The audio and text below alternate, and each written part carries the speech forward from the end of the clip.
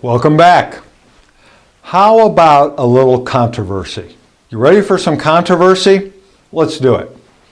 Let me give you some figures. Now, these are anecdotal in nature. Okay, because depending on where you look, you're going to get a disparity on some of these numbers. But the numbers are so ridiculous, it doesn't matter. I want to talk about women in the automobile business. I saw a recent statistic that says women are responsible for 85% of the buying decisions. Not only what product, but where. Now let me give you another number. Only 8% of the sales force nationally is female. Let me give you another number. Females outsell their male counterparts by nearly 22 vehicles per year. Sell more, less than 10% are female. Females are responsible for 85% of the buying decisions when it comes to buying a car. There's a problem with those numbers. There's a big problem with those numbers. And I want to talk to you right now about diversity. Diversity on your showroom. Diversity in your store. Tomorrow, the next day, within the next couple days, you're counting traffic. Great, that's a number. We had X amount of people come into the dealership today. We had X amount of people call the dealership today. We had X amount of internet leads today at the dealership. That's great. Who were those people? What were their backgrounds? What's their ethnic background? Were they male or female? Were they young, middle-aged, or older?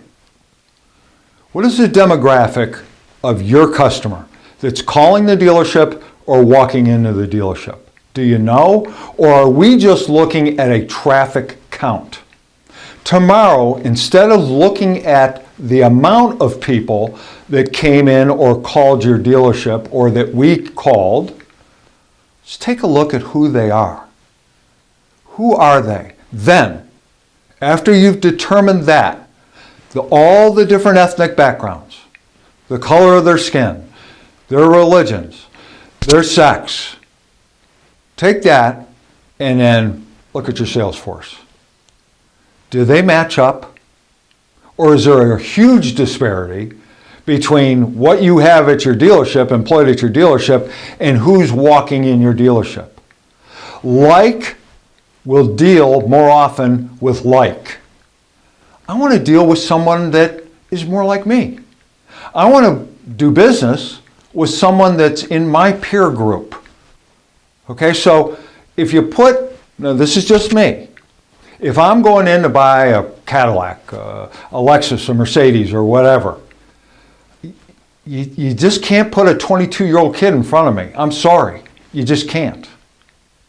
You're going to need to put a more mature, experienced person in front of me. Now, if I'm a 25, 30-year-old, a Generation Y, and I'm going to talk about that person again along at some point in the channel, if I'm that person walking to the dealership, I'm going to have an easier time relating to that person. If I'm a female, I'm going to be more attracted to or want to talk to a female salesperson.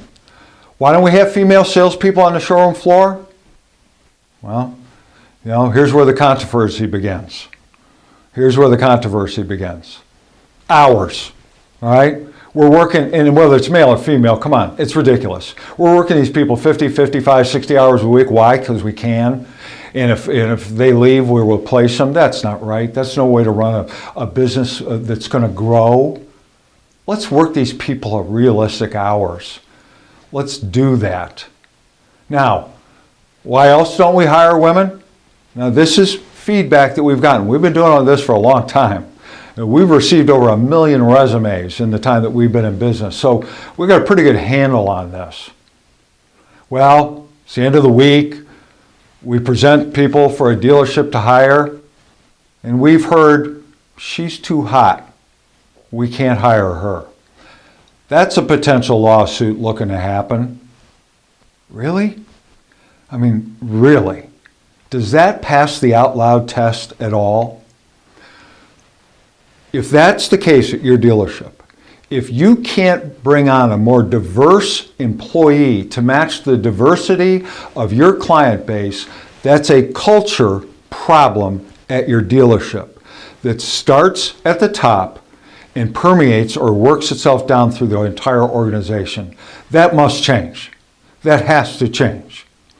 If you don't do anything else, and you make your showroom and your BDC and your internet department and your parts counter, service department, anybody that's talking to clients, if you make that as diverse as your client base is, you will do more business in all areas of your dealership.